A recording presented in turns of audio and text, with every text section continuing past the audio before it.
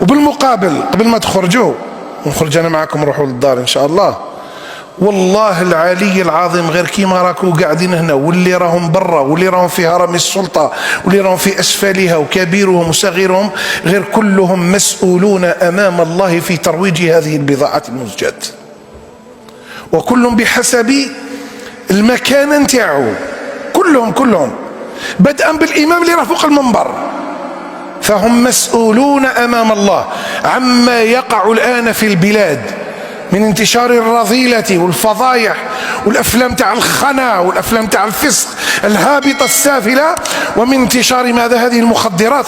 خلاص الآن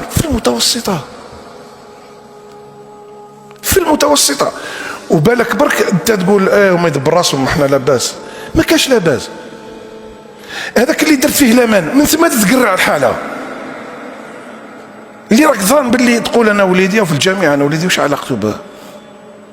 جاءت أمة من إماء الله إلى هذه المقصورة، جابت تقود فيه سنة ثانية ماستر جامعة دار إبراهيم. قالت لي قول له وش بيك؟ قلت له وش بيك؟ قال لي ما جبتش خبر غير الخير. قال لي والله غير مع واحد وواحد داني لواحد حتى وليت نبلع.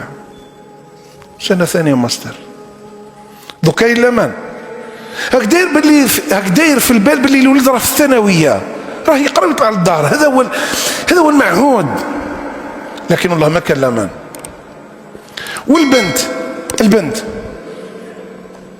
والله غير شوف وحده قال لها جيبي لي ايفون نعطي لك، جابت له ايفون 27 مليون، قالت له مقابل وحده برك اعطيني وحده برك في الثانويه.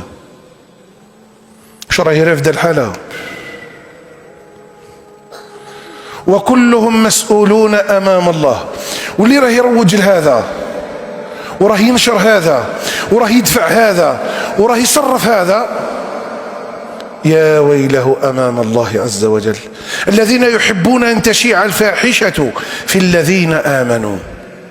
أرواح يكون ممثل، روحوا دير فيلم في شهر رمضان لا نستحي من الله، الناس صايمة ومحتسبة وتقرأ في القرآن وتدعي وتطلب وتسأل الله الغفران وتايبة وتجري الجوامع والتراويح وطالعين وهابطين، وبعدين عند المغرب تجيب الساقط وتجيب السافل وتجيب أراذل القوم وسفهائهم ينشروا الخماج على مرأى ومسمع المسلمين.